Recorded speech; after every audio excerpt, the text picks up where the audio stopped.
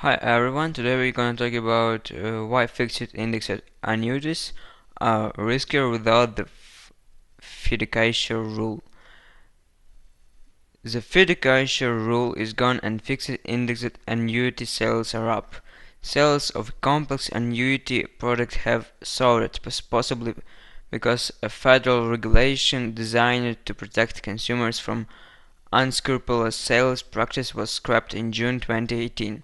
Fixed indexed annuities of FIAs, also called equity indexed annuities of AIS, are designed to protect retirees from losing money, but allow them to earn interest when the stock market does well. They can do this because they aren't investments. FIAs are actually contracts that you can buy from an insurance company.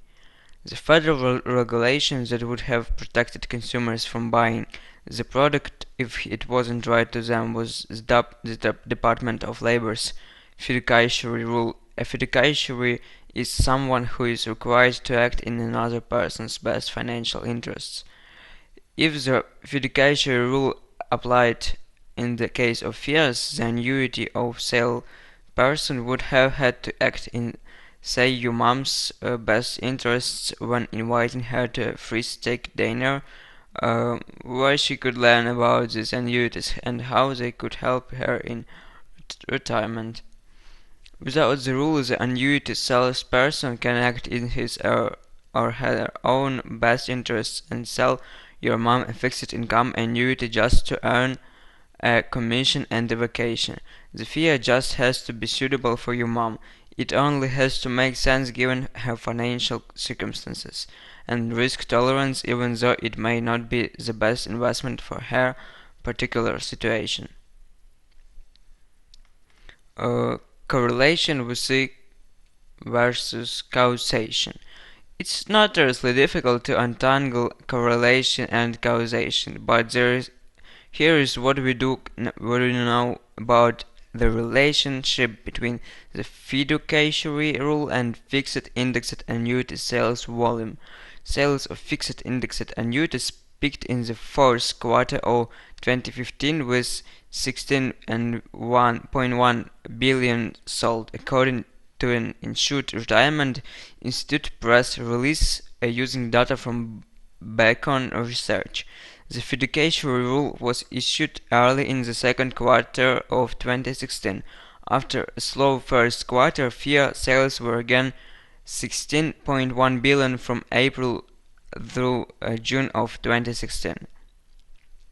After the fiduciary rule was issued, insurers and brokers were uncertain about when and whether the rule would actually be implemented.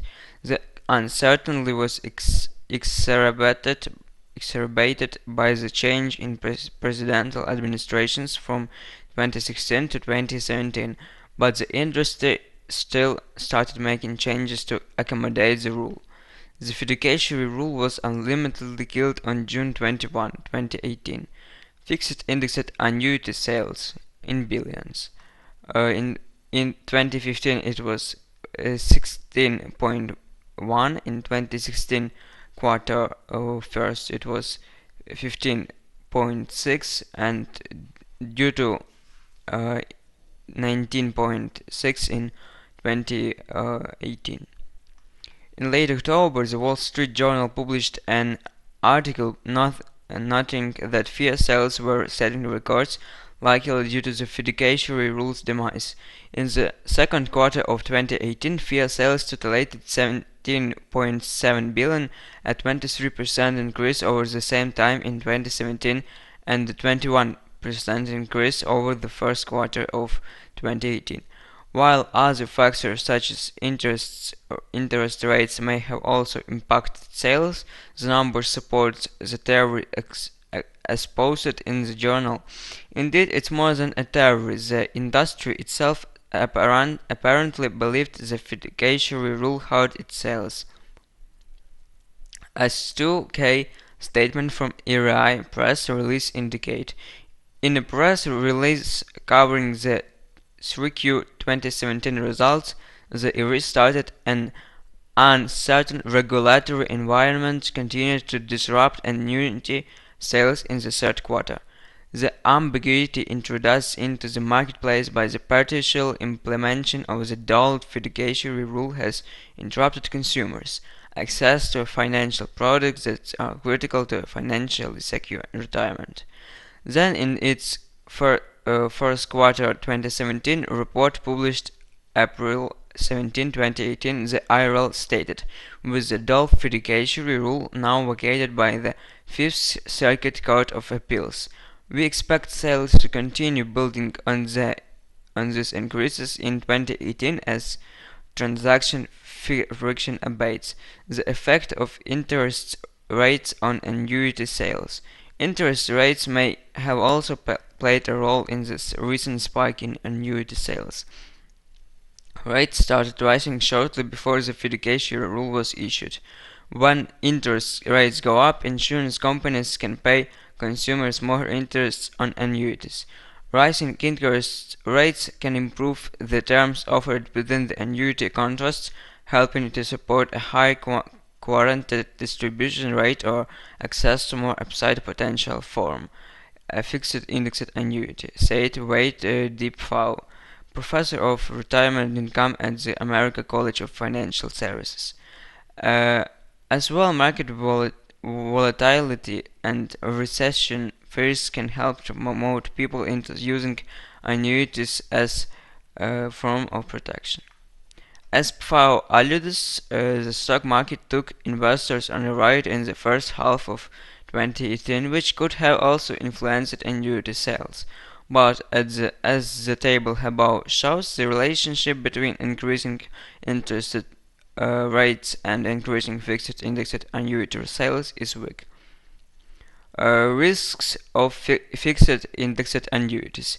The Doll's fiduciary rule could have been good for consumers considering the purchase of a fixed indexed annuity. The rule would have required annuity salespeople to disclose to the consumer the commission they were earning from selling and only recommended NFIA if it was consumer best interest. Okay, so fees may not be in my consumer's best interest for several reasons. First reason is high surrender charges. To purchase an annuity which is contrast with an insurance company, you give an insurance company a bunch of money. If you want that money back anytime during the first 5 to 10 years of the contract, you will typically have to pay a fee called a surrender charge.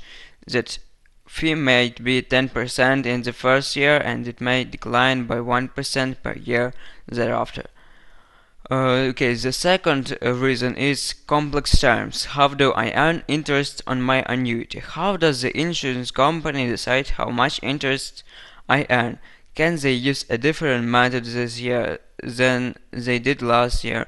What's the most I can earn? Are there fees that take away from my earnings? While these answers should all be spelled out of the marketing materials, most importantly, the annuity contract.